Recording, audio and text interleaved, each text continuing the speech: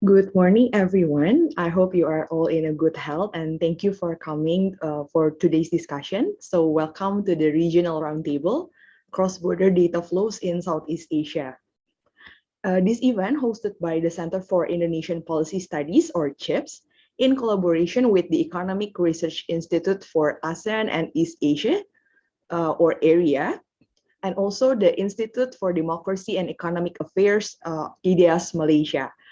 And before we begin, I also would like to introduce a little bit about CHIPS. So CHIPS is an independent, nonprofit, and nonpartisan think tank based in Jakarta, Indonesia, that advocates for practical policy reforms using evidence-based policy research and also analysis. So our works also centralized in the Economic Opportunities Unit, which we focusing on the digital economy for these past 2 years. And this topic also we would like to deep dive in today's discussion. So my name is Pinkan Aldrin, a researcher from the Economic Opportunities Unit at CHIPS, and I will be moderating today's discussion. And first and foremost, I also would like to ask you to edit your name in Zoom for those of you who already joined us today. So you can change your name into your name and then your institution. It will help us later on during the discussion for the question and answer sessions. So you can also open your video if you want, because this discussion is more engaging format. And also, first and foremost, I would like to thank you on behalf of CHIPS area and also IDEAS Malaysia for attending our session today. And distinguished guests, before we proceed, let me also set some context for our discussion today. So digitalization is now a key to enable economic growth amidst the COVID-19 pandemic, and cross-border data flows, or CBDF, becomes more vital to support the growth of digital transformation across all sectors in domestic level as well as in the region. And mechanism for encouraging cross-border data flows to stimulate innovation and also economic growth is still needed to be promoted at the national level through sound policy as well as the regional level. And the commitment of the ASEAN countries towards a regional integration could also be leveraged towards this purpose. And with Indonesia currently being the president of G20, also pushing for G20 commitment on enabling the data free flow with trust, or the FFT. It is a regional digital economy landscape with cross-border data flow among member countries is needed more than ever. And we can also see how the commitment being made during G20 can also be reflected in the Southeast Asian region. And at the transaction level, data also underpin the flows of goods and services within countries around the region. And it also enables lower capital costs and generates more economic value than traditional flows of traded goods. However, despite the widespread benefits of cross-border data flow to economic growth and also innovation, significant challenges also remains ahead, and there is a risk that the regulation of cross-border data flows rather restricts the functioning of the market and also can harm individual privacy rights.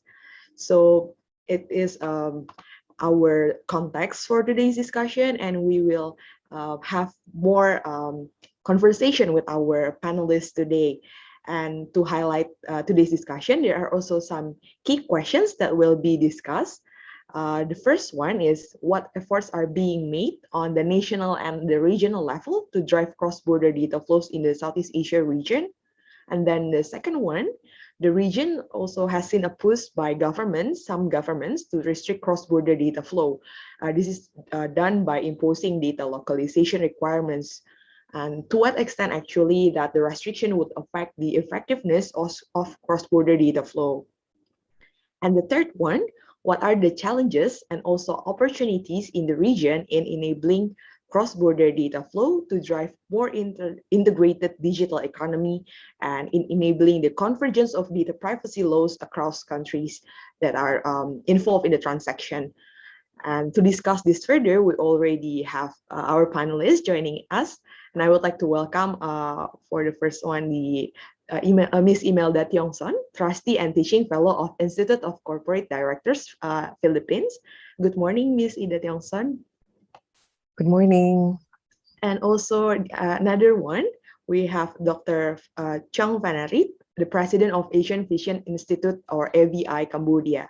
And he will also join us later on because he is still in a meeting and will coming later. So without further ado, we can also start our discussion today with Ms. Ida Tiongson.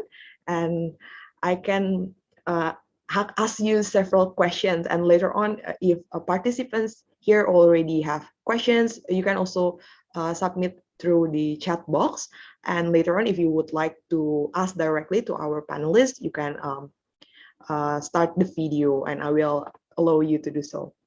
So the first one, Ms. Ida Tiongson, can you please share a little bit about how the data governance, especially in cross-border data flows, works in the Philippines? Because yeah, in Indonesia, we also have a set of regulations, practically the technical regulations, but for the personal data protection law itself, it's still in the formulation process, and we're still waiting actually how the government can pass this and affect the existing technical regulations. So it's really interesting to see how other countries like the Philippines already have or maybe have the future trajectory for the data governance related to the cross-border data flows. Thank you. Thank you. Well, first and foremost, can I just make some introductions first? Sure. Yeah, so good morning, good afternoon, and good evening, wherever you are. My pleasure to be here at the Regional Roundtable Cross-Border Data Flows in Southeast Asia. Thank you for this invite, Center for Indonesian Policy Studies in collaboration with Economic Research Institute for ASEAN, Asia, Southeast Asia, or ERIA, and the Institute for Democracy and Economic Affairs, or IDEAS. A bit of background about myself, just for extra information. I actually sit in many boards, a lot of the fintech companies.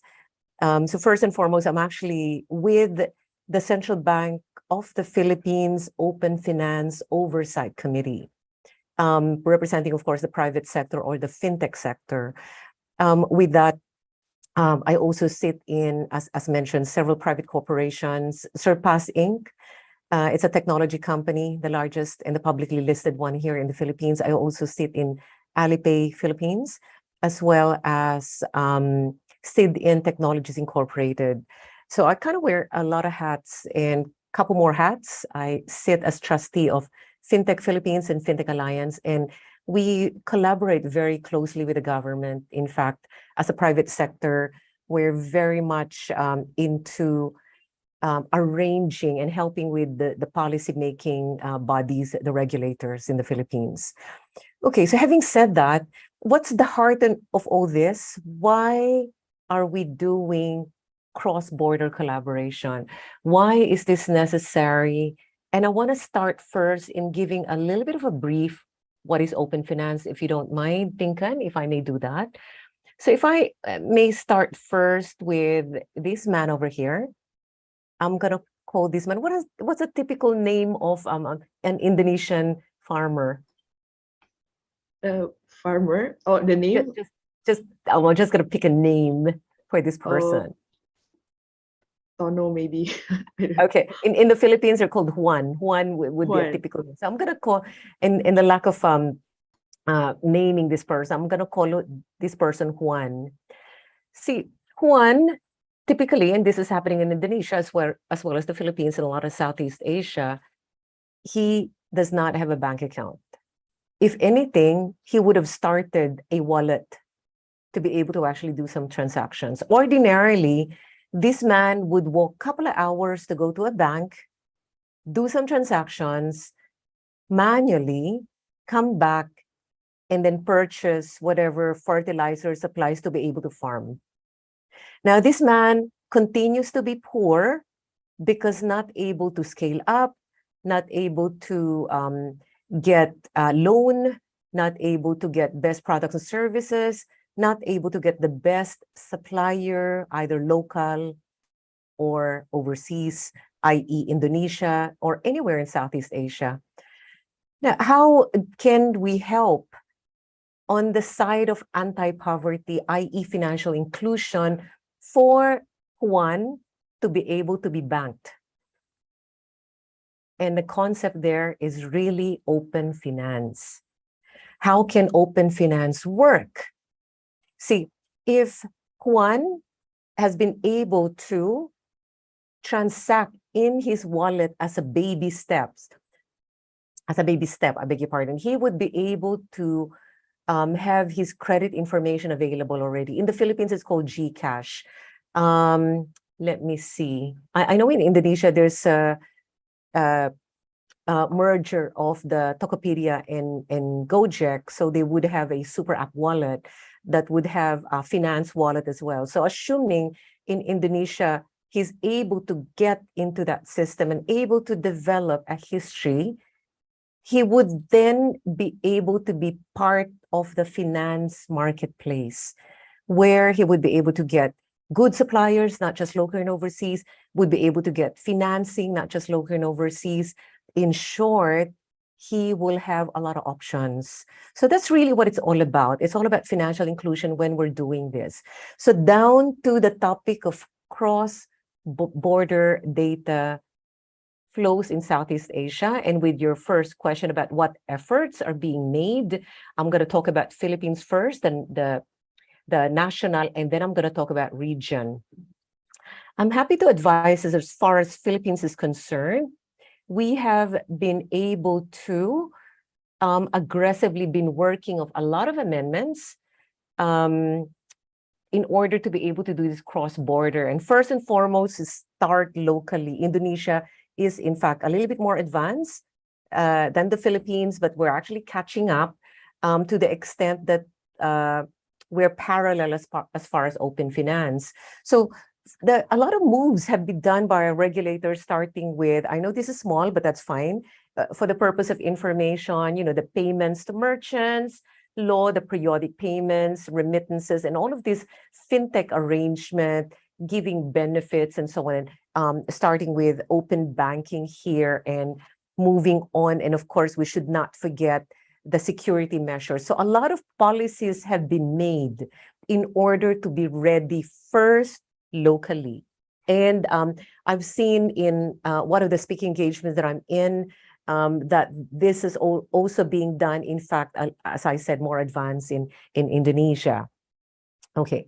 What we've done in terms of the digital space or digital asset, we've recognized a few of the private sector players, and we're continuing, as far as the regulation is concerned, supporting it.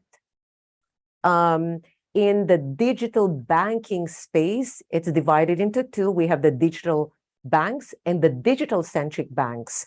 In the Philippines, we have now 6. I think you have more. We have 6 digital banks, and that was only approved last year.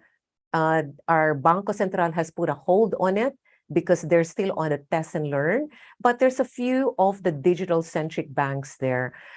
In the digital bank, we have OF Bank, which is a government bank. We have Tonic, which is a Singaporean one. Uno, I think this one could be Malaysian. We have GoTime. It's South Africa, together with the Philippines, big conglomerate. We have Union Bank, or Union Digital, and we have Maya Bank. And Maya Bank just recently got funded by Temasek.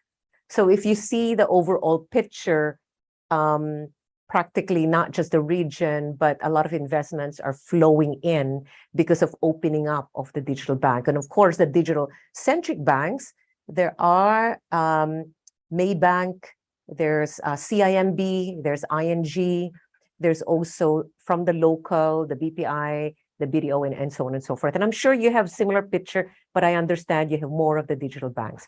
So having said that, I just want to quickly first tell you about the open finance, where the future is now here and changes are already being made, and the openness is the key.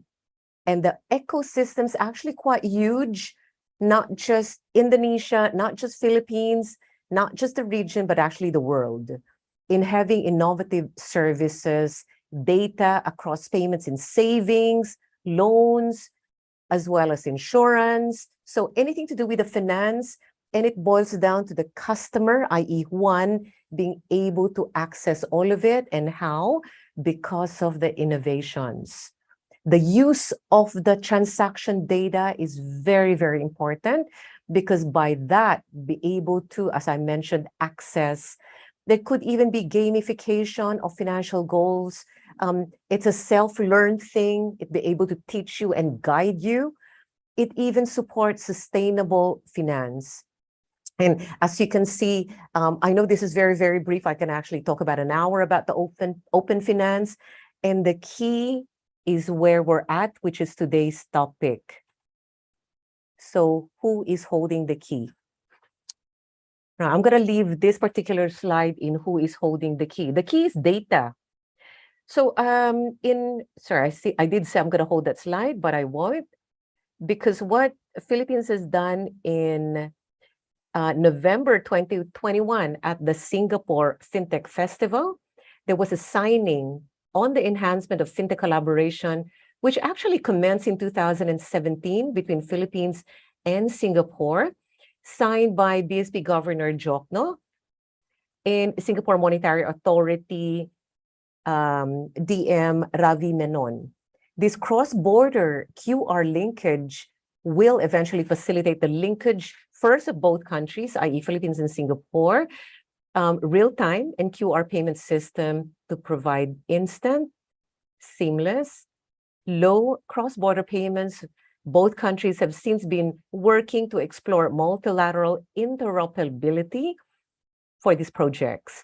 The good news for our people, Indonesia as well, and because I'm going to mention about the one of the 5 countries, the good news is our people will ultimately benefit, especially the micro, small, medium enterprises, tourism, and you have your own overseas workers that can be helped on this. There's been ongoing reviews on the foreign exchange regulatory framework that will ensure that it remains appropriate to the needs of a dynamic and expanding economy, and also supports regional integration of the global markets. Can I continue, Pinkan? Because this is quite lengthy. Yeah, still have time around 8 minutes.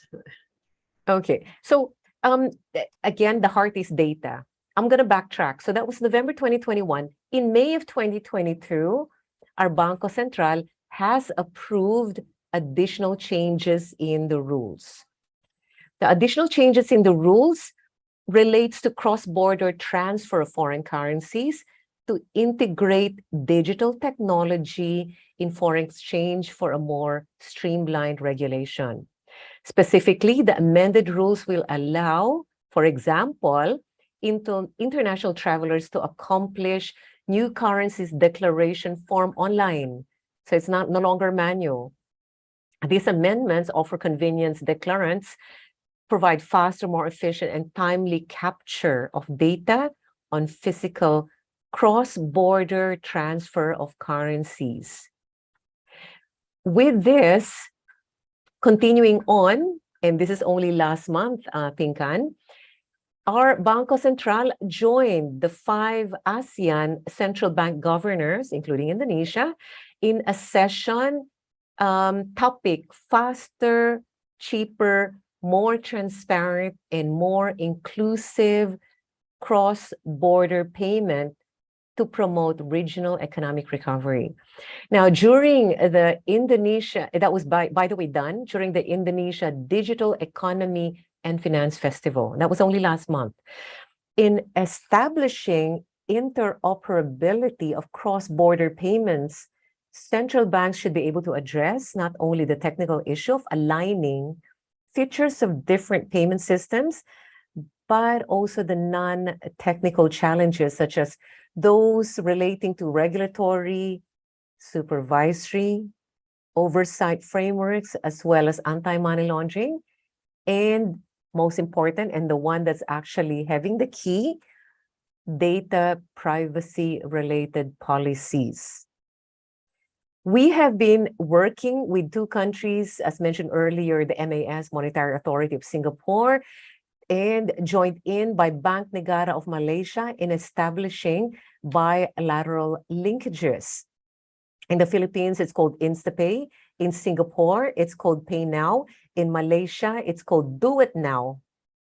And what basically that means is during that session, the other central bank governors have shared their vision of the future of cross-border payments in the region. Key aspect is establishing interoperability opportunities for ASEAN, as well as prospects for collaboration among authorities and market players. So, couple more points, if I may. The region has seen a push by some of the governments. Unfortunately, there is restriction. And I'm going to leave it as that. And I understand that maybe our next topic, which is, I mean, these are all good. Collaboration and having done, it's good in concept. But can you think about what would be the problems? The problems boils down to data. The restrictions, the individual country's data. Again, I'm going to pause on that one. Back to you, Pinkan. Thank you, Ms. Tiongson. It's really insightful presentation that you share with us. And thank you so much for also bringing up about a few examples from the region. You also mentioned that your work also in the fintech sectors in the Philippines. And it's really nice to see how the open banking and also open finance can actually benefit from the cross-border data flows. And before we continue with the presentation from Dr. Vanarit, who already joined us today, I also have one more question for you. So in response to your presentation as well as the discussion, could you also please share with us what are the common challenges that you've seen not only appears from the government's perspective, but also from the private sectors, since you also already mentioned that this is also driven by the fintech startups and also any other multinational players like the foreign banks that operates in the Philippines as well. Okay, so I'm going to simplify the question, if I may. What's stopping it? Well, not necessarily stopping it. What is slowing it down? So let's go through the heart of it. One is the basic systems, i.e., either the individual micro, small, medium enterprises, as well as the government, as well as the whole private sector, including the large and publicly listed, is really that the basic is the systems. So if you're going to look at the availability on the open finance, there is what we call the API, Application Protocol Interface, and wondering if they're talking to each other, because individual companies, sectors may have their own API that is not open. So the key is it has to talk to each other, and it has to be open. So first step for the smaller players, you got to go digital. The second step is if you cannot afford in having your own API, ride on. You can ride on to a company that's got an open API that is eventually open for region. So I'm kind of mentioning it in layman's terms. The second worry is trust. See, the trust is, why would one go in and open all his data? He could be subject to, he could be subject to problems in data privacy. It could be taken in for the money launderers that with this open data can have, of course, that electronic fraud. So there are things that when we're talking about risk and challenges, and most of all is the abuse of the data. The free flow is good, but versus opening up and providing sensitive data is their protection. And it is a common knowledge that enabling cross-border data flow stimulates economic growth, and electronic e-commerce or e-commerce, I should say, around the world, governments are regulating to ensure safeguard to protect privacy of individual and personal data. There's a lot of problem when we're talking about data. Can you imagine Indonesia having your own data privacy laws? Philippines got their own, and the rest of the Southeast Asia, Singapore, and so on, Malaysia, and so on.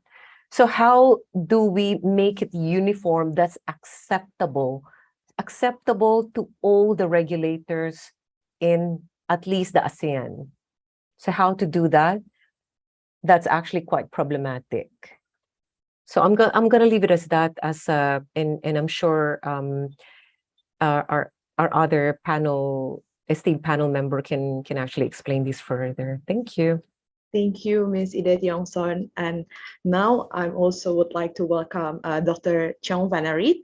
Thank you for joining us today from your meeting beforehand. So we already have a discussion with Ms. Ida Tiongson about how Philippines data governance, particularly on cross-border data flows, and she already shared about the examples of open finance and also open banking system that benefit from the cross-border data flows, as well as some challenges that still be there. So with that, I will pass it to Dr. Fanarit to share the presentation and give us overview of the regional perspective, especially on ASEAN, since this year also a special momentum for Cambodia, who takes the baton of ASEAN chairmanship. And yeah, the screen is yours, Dr. Fanarit.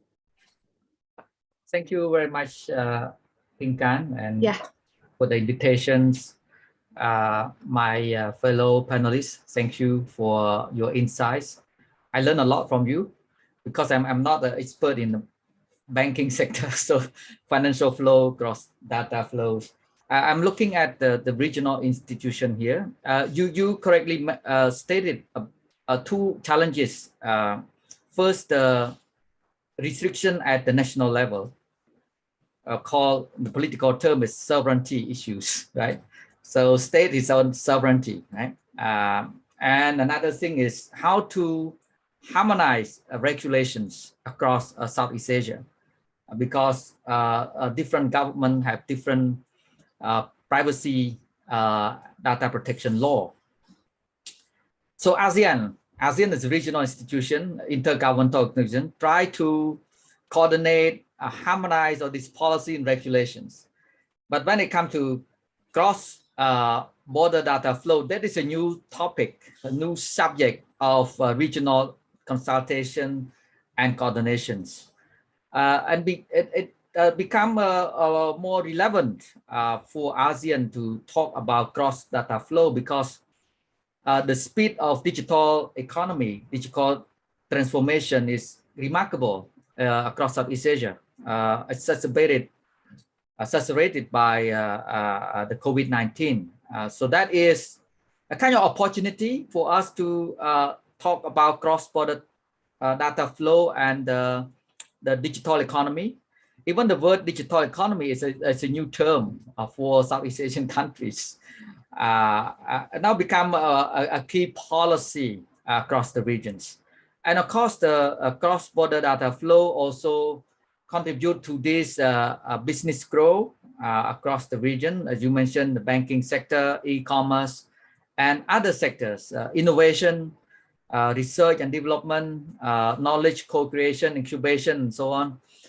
And also it contributes to the regional economic integration and connectivity, because we try to build a ASEAN economic community, with people-centered and people-oriented community.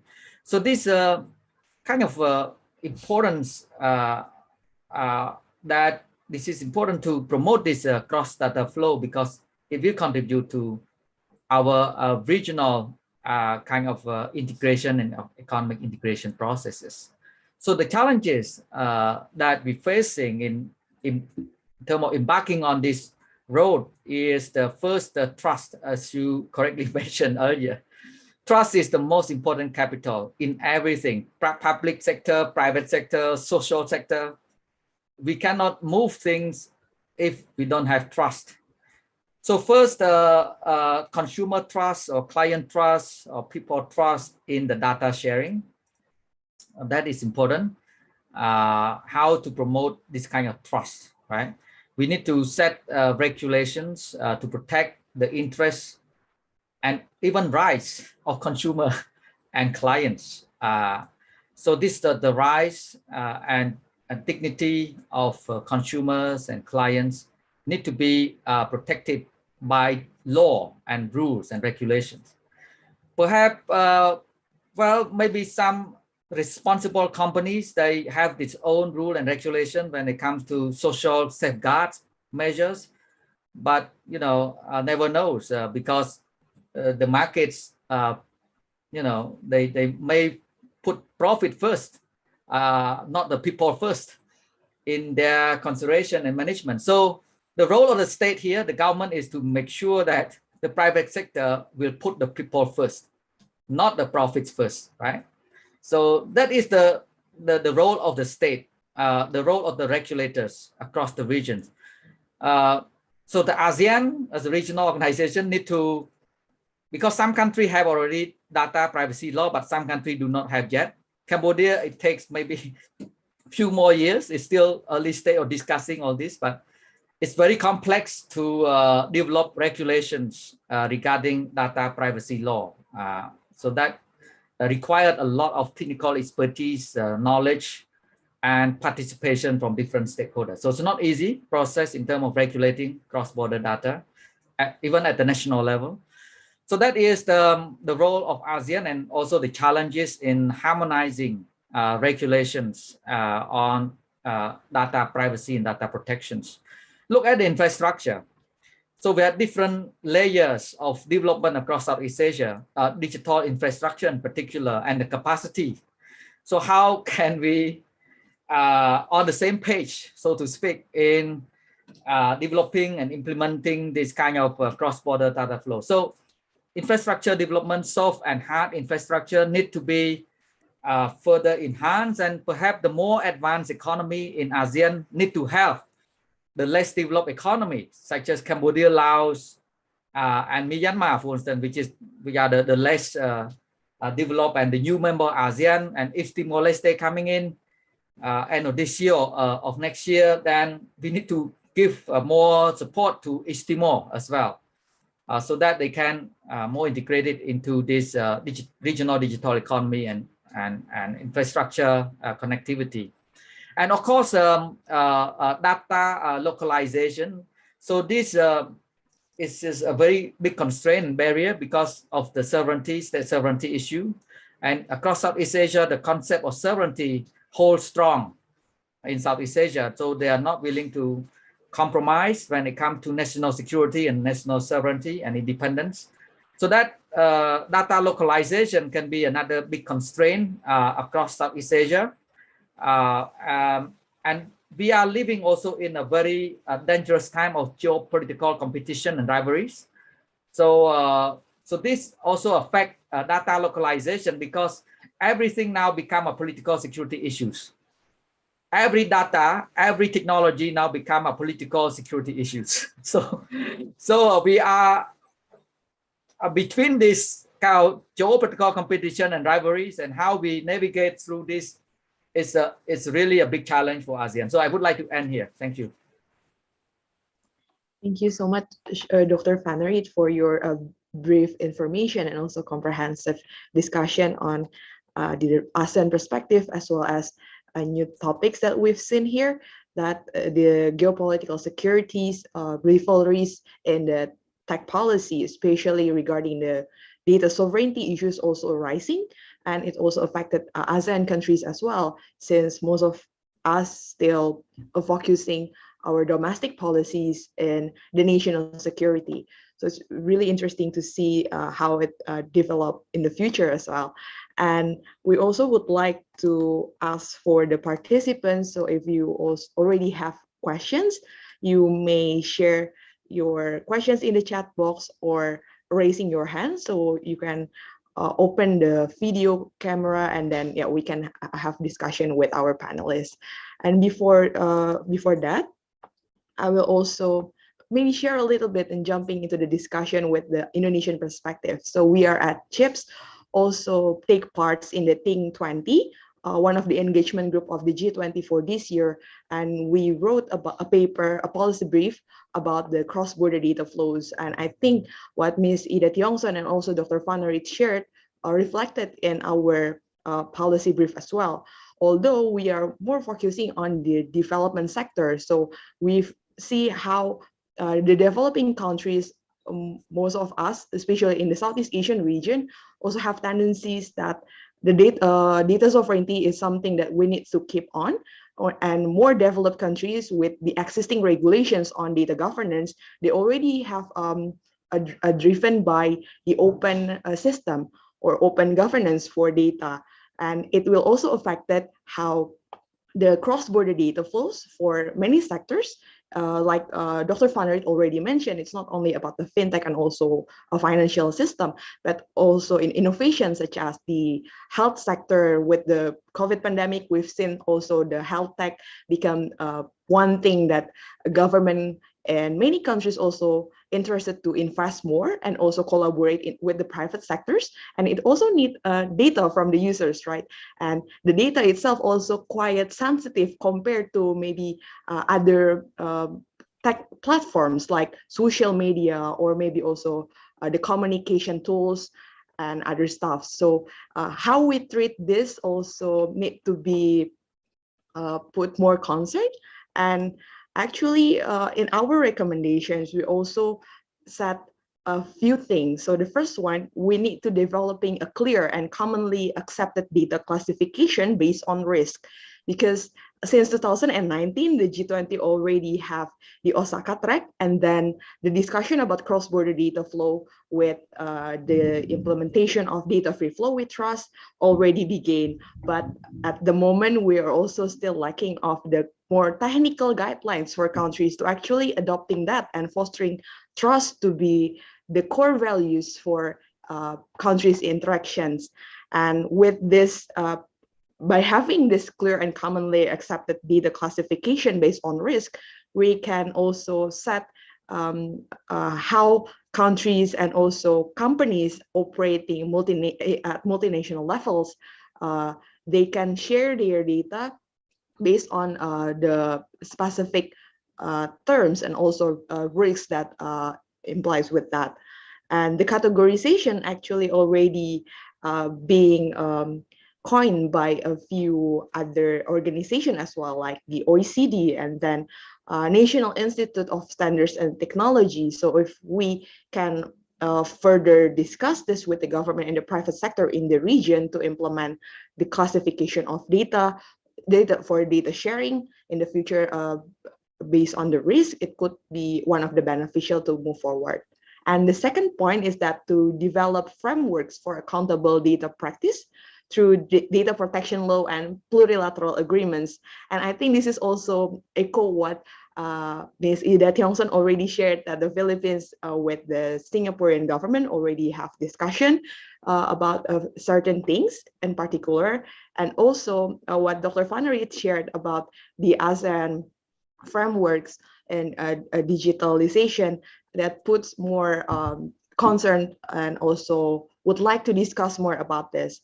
And about the data protection laws, yes, I also agree with what already being said, that we also need to set up the national or domestic policies regarding the data protection. And similar with Cambodia, I think in Indonesia already, we also still waiting for that, Dr. Fanarit. So hopefully we can also joining other ASEAN countries that already have their personal data protection laws in place. And by having that data protection laws, it only will serve as the first step. So After that, we also need to ensure that the implementation and also the enforcement can benefit the people, not only the companies.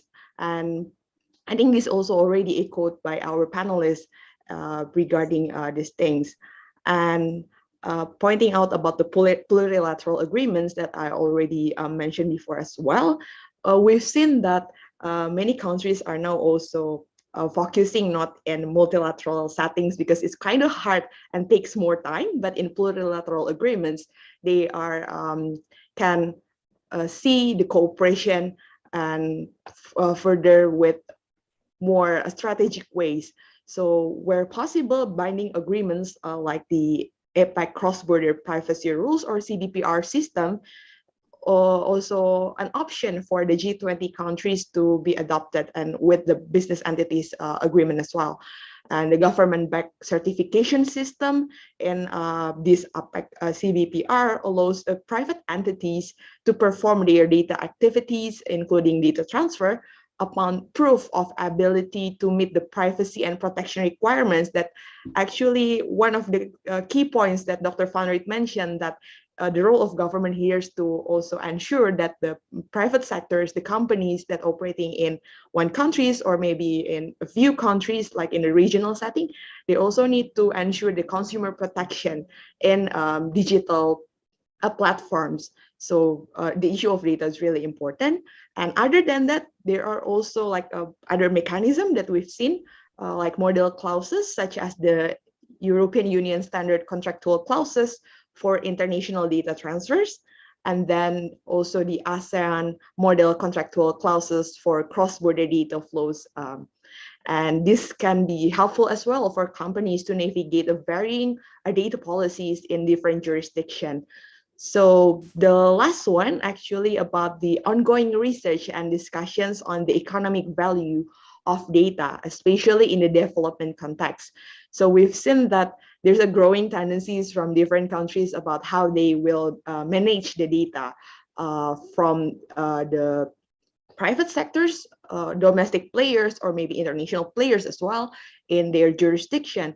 But we also need to stress out about the benefits of the free flow of data that will help our small and medium enterprises, and then the startup landscape in our countries and regions to strive forward. And I think the point that Ms. Imelda Tiongson brought us with the open API already touch upon these issues, and we also agree that it's really interesting trajectory for the Southeast Asia region to look into that. And I think I think few of our participants here is also coming from like companies that providing these open API, and others also from the government sectors, not only from Indonesia, but also from Philippines, even Myanmar as well already joined us today. So if you also have questions, feel free to ask in the chat box.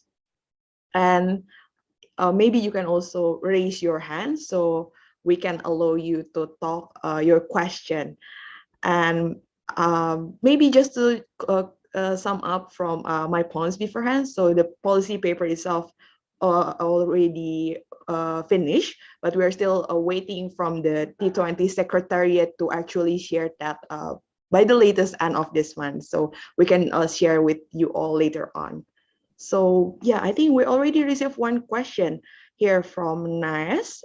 If you would like to open your video and camera, we can allow it to. Or yeah, maybe you can ask directly and mention to whom that your question is.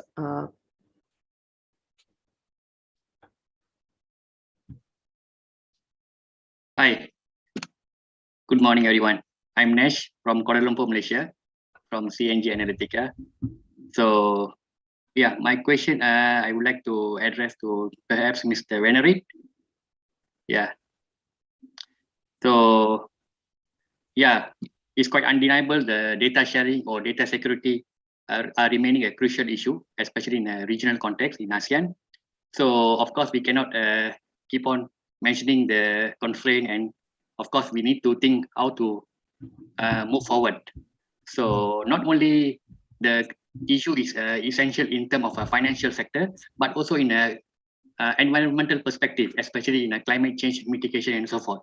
Because nowadays we are alert that climate change is a crucial issue, whereby the data is very important in decision making for policymakers and so forth.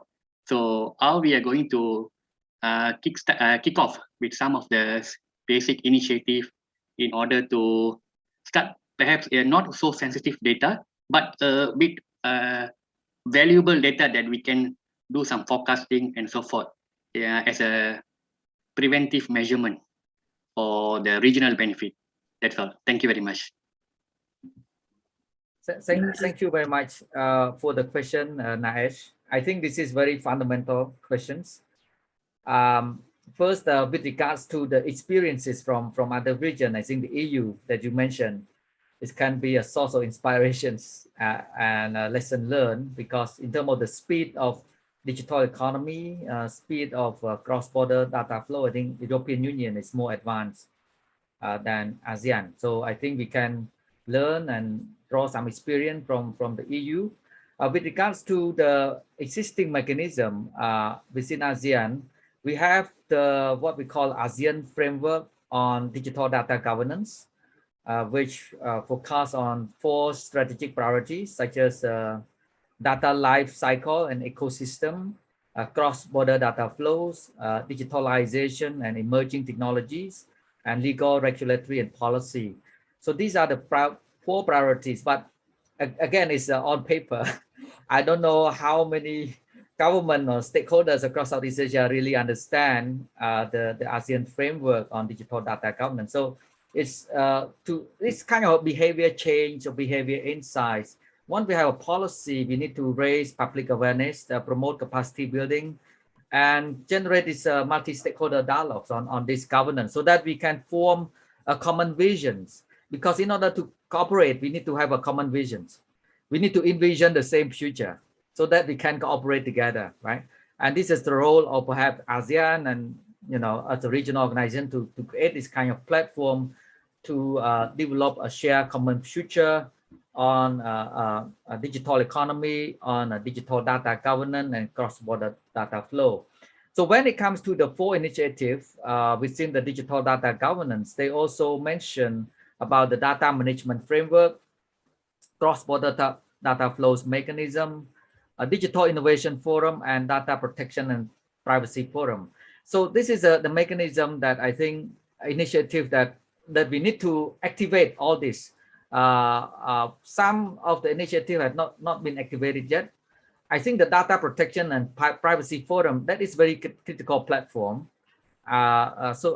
Singapore and Philippines voluntarily co-chair this working group, but I tried to search on the outcomes of the working group. I could not find online, so perhaps somebody here in this room can share further on the outcomes of the forum, the ASEAN Data Protection and Privacy Forum, and if they could involve, the private sector could involve in this process, what are the feedbacks and what we should do more to move forward on this.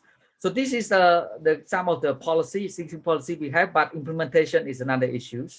And then, of course, we have an annual ASEAN Digital Minister meeting. So last year, 2020, right? And then this is annual forum. So I think the ASEAN Digital Minister meeting can be important decision-making body when it comes to the cross-border data flow. Again, we need to engage private sector in this ASEAN Digital Minister Forum. Maybe on the sidelines of the ASEAN Digital Minister meeting, we have a kind of public-private sector, this kind of consultation. I think should take place before that Digital Minister meeting, so they can have some input from the private sector. Because I think in terms of knowledge, when it comes to digital economy and cross-border data flow, the private sector have more knowledge than the public sector. So I think that if they have this kind of dialogue and then provide feedback to the ASEAN Digital Minister meeting, that would be helpful. Thank you. Dr. Dr. Van and Pinkan, may I chime in on that one? Yeah, sure. Thank you for the question, Nayesh. Basically, Nayesh is saying about the data flow, not only crucial in the financial sector, but of course, environment because of the climate change. And he also mentioned about the how do we move forward into this? I think first and foremost, if I may backtrack a little bit, in 2018, it's only the first time that Philippines is doing national ID. In the national ID, it took 2 years for the Philippines to actually implement it. Why? We started with 38 data. Of course, from the name, the middle name, the date of birth, and what have you. 38. We are down to 11. And the government eventually said, we're going to launch this. 11 would suffice. So we all agreed, okay, 11 data points only.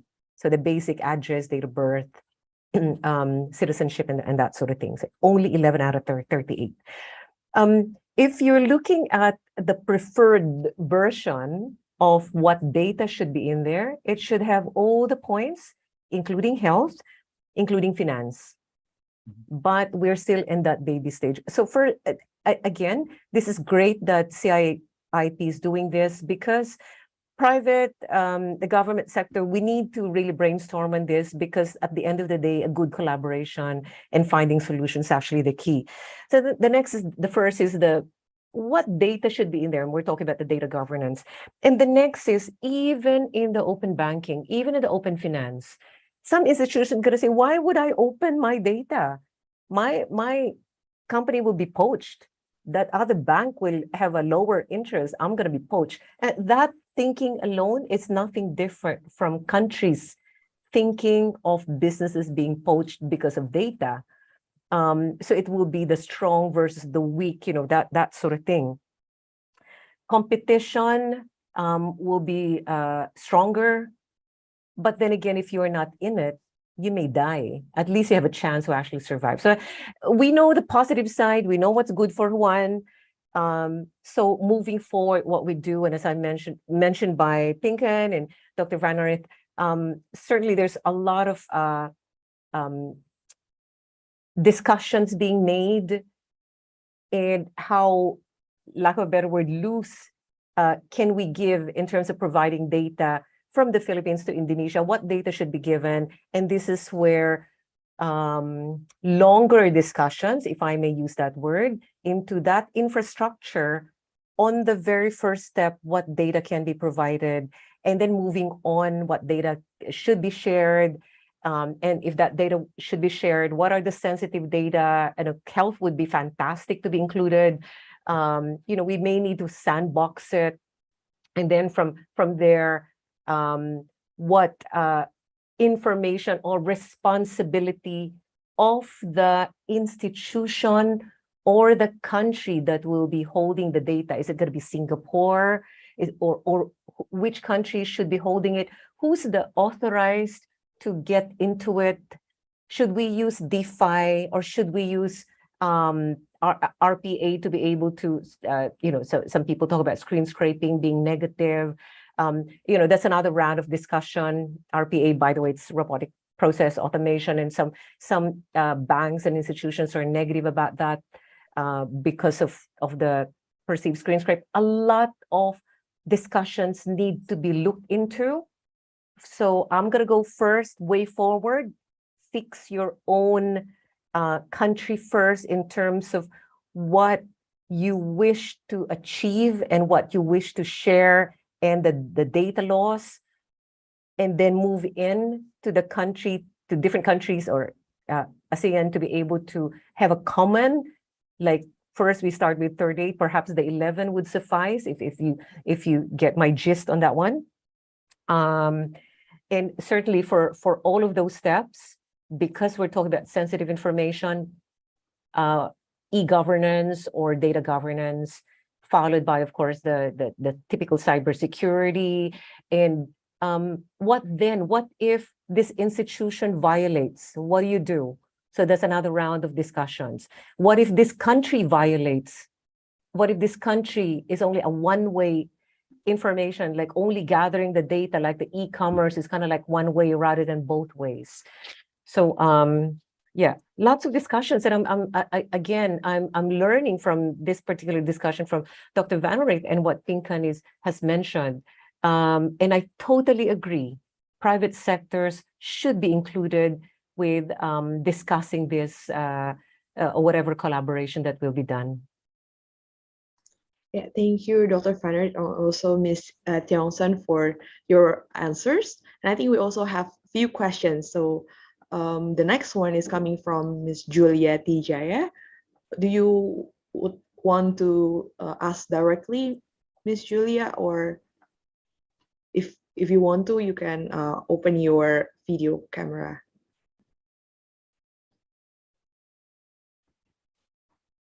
Okay, I can read it. So the question is, ASEAN already has the model contractual clauses and data management framework. I understand the challenge is to encourage business or entities to start using them. And what concrete initiatives can ASEAN as a region promote, which stakeholders can be involved and to help put this instrument into use? So I think I can pass it to Dr. Fannerit first, since it's also correlates with your last answer. And then maybe after that, if Ms. Tiongson would like to jump in, feel free to jump in. Thank you. But before that, I just would like to touch on Nae's question that I forgot to respond is beyond the financial sector to environmental sector. So actually these two sectors are interconnected. We talk about fair financing and green financing, right? So this is also financing climate change, those kind of stuff. So that I think these two sectors can be further synergized so that we can generate more impacts.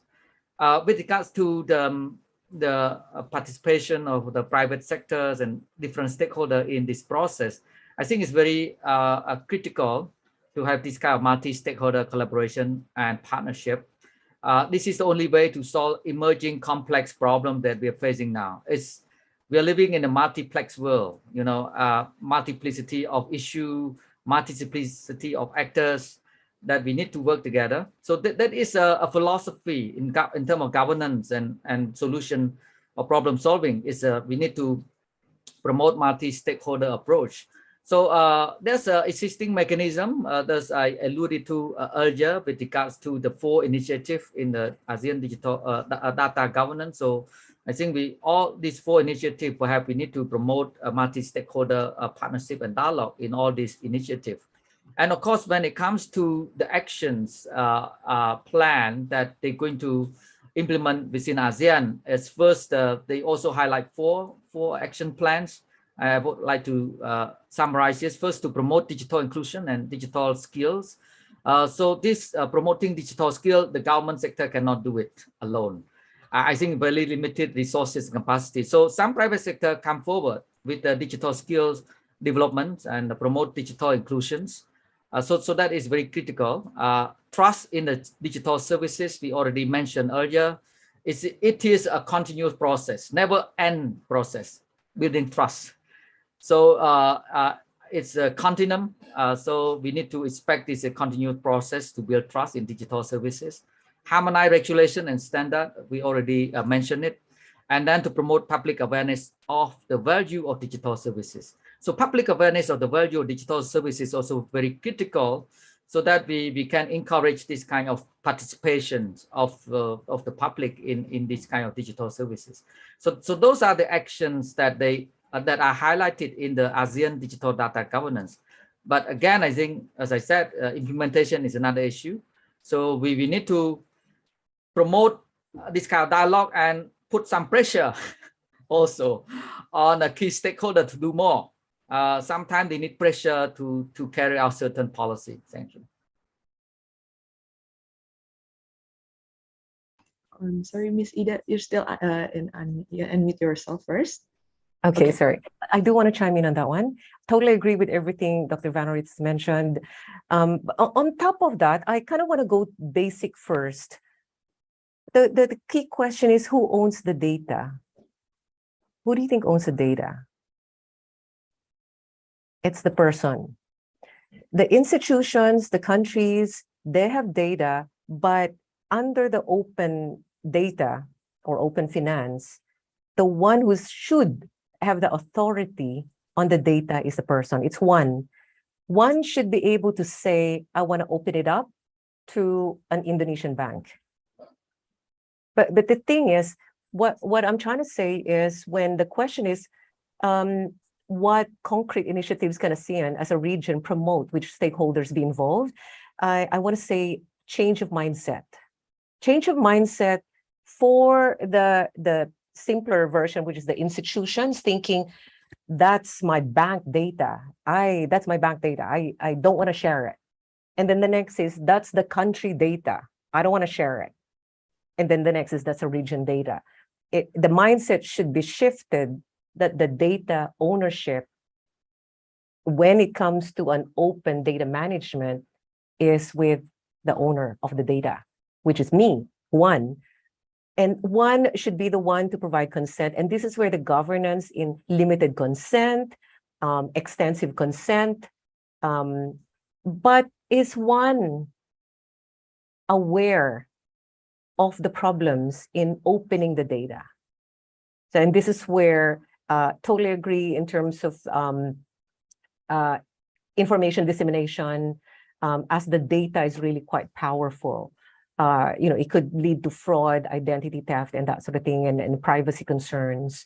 So for me, the first step is changing mindset that institutions or countries should not own personal data information. And from there, when you actually have a feel on that, then we're only looking at protection, abuse, and that sort of thing. And we can have more e-governance, or should I say governance standards being placed into that. I just would like to add that in the ASEAN digital data governance document, they define data as all data a business creates, collects, assesses, processes, and transfers. And this may include personal data and business transactional data. So that is the kind of legal definition of data in the ASEAN document. Yeah, thank you so much, Dr. Fanrit, and also Ms. Tiongson. And I think we also at CIPS, I think last year we've discussed about the ASEAN Digital Master Plan, and what Dr. Fanrit mentioned already touch upon that. So the next one is question coming from Mr. Thomas Aquino. Maybe you can also open your video.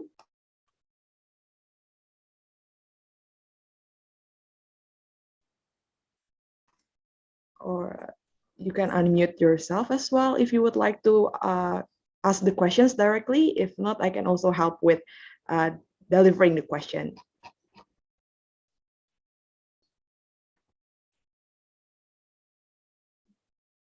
Okay, maybe I can help with that. So yeah, so Mr. Thomas Aquino coming from the RATE Foundation, and the question is, in a regional or bilateral agreement. Oh, okay. Hi. Bit of myself. Yeah. 30 years. I'm an ICD. Go ahead, just read it. Reporting initiative certified. Hi, Mr. Thomas Aquino. Thank you, Pinkan. Just read that. Just read okay. it. Okay, I will continue to read. I'm sorry. And how companies can comply. So yeah, the question is, in a regional or bilateral agreement on data flows, can it contain core elements initially to sandbag hesitation surfing to hinder countries? So maybe I will direct this question to Ms. Tiongson first.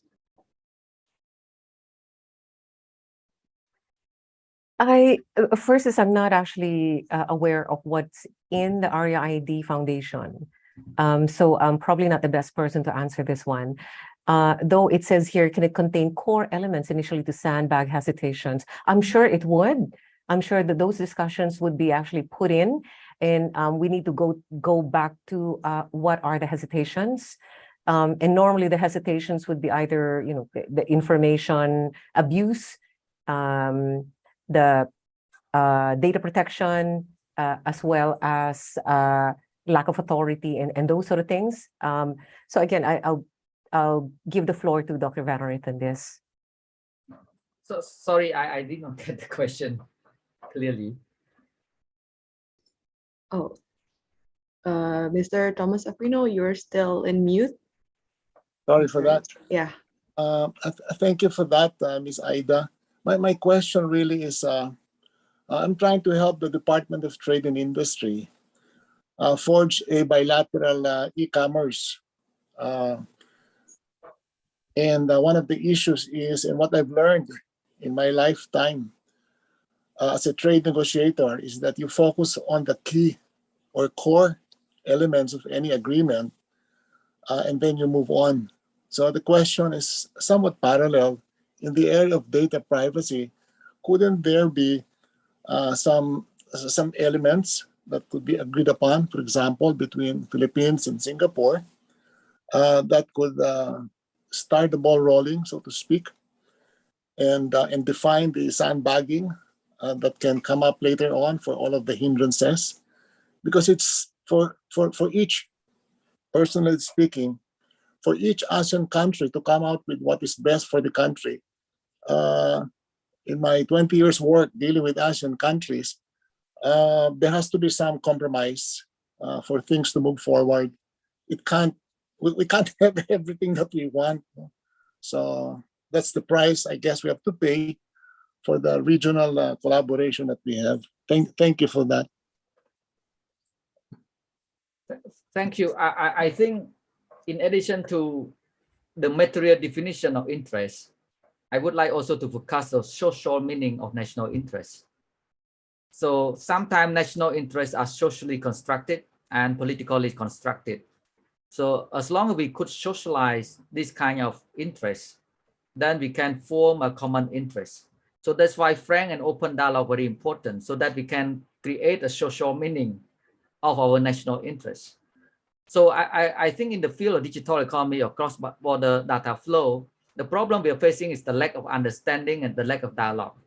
So one, we can promote mutual understanding through dialogue, frank and open dialogue, put everything on the table and discuss.